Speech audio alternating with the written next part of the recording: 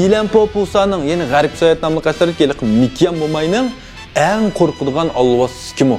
Aldığın sanda Garip Sayat namlı kasarıdaki en hürmetli sözü var Pusa dep sözlügen. Bu aldığın sandaki mezmunun ahırda bu Ilan Popusa'nın en korkuduğun alvası kim o?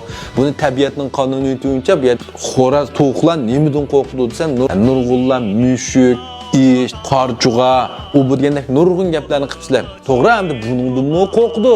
Lekin o'yda beqib baqanlar o'qish mumkin. Biz beqiyotgan to'qning odatda eng cho'ng kushandisi, eng ko'p bularni bug'ib tashlaydigani yo'g'on choshqan yoki og'migan.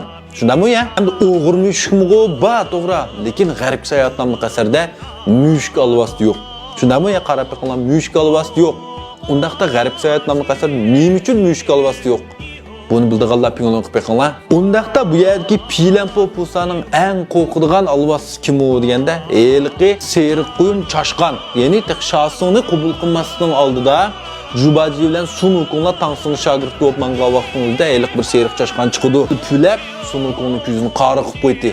Şunu bilen bunu Lishan Laomu Pusa kelip saqaytib Sunukunga yol köstü bu alvasını yoqtışıga yardım qildi deysinlar bolsa. Ilan Popusa Mavru Yulduzbegila en korkuduğun alvasti naq mush alvasti. Undaqda men bu yerdagi Ilan Popusa Amitabh Buddhaninki til qisınçılığı bo'lgan bir alvasini mush yoqtib bergan degan yeni Chayan alvasti. Buni Ilan Popusa'nın o'g'li Mavru Yulduzbegi mashinamizdan yoqtib birdi.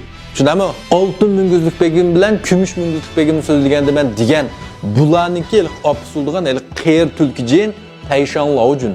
Evliya Peshvasining bir til qisınçılığı.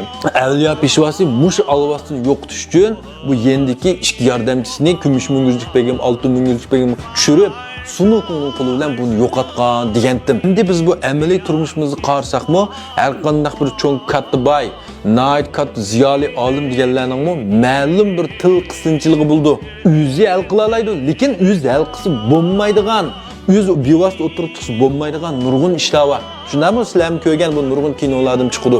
Endi musharki Tayshan Laojunga o'xshash Amitabh Buddhaning til qisınçılığı mushu Chayan alvasti. Bu alvasti Amitabh Buddha tankilanmamdi. Albatta tankilalaydi, lekin o'zi bevosita o'tirib chiqib buni yo'qotsa bo'lmaydi. Buning bir til qisınçılığı bor. Shuning uchun G'arib Sayat nomli asar garchi fantaziyalik, afsonaviy asar bo'lsa-mu, buning turmushga bog'langan, turmushga yaqin bo'lgan yerlari mushundaq ko'p. Har qancha dahshat yomon bir avliyolar bo'lib ketsa-mu, bularning ma'lum bir til qisınçılığı bor.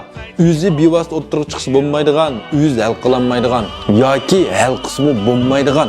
Tushundinglarmi? Undaqda Sunukun tarixda rost o'tgan bir shaxsmi? Sunukunning qabri sepilganligi bu zodi qandaq ish? Bu zodi qandaq gap? Mushini nurg'un funksiyalar dedi, menga bir so'zlab bersangiz, siz bir deb bersangiz bo'ldi dedi. Undaqda Sunukunning qabri sepilganligi to'g'risida mush mazmun qiziqamsizlar. Qiziqadigan do'stlar pingling qilib, baxshi yurakni bersanglar, mush inkaslarga qarab, keyingi sonda so'zlash so'zlamaslikni qaror qilsam bo'ladi. Rahmat.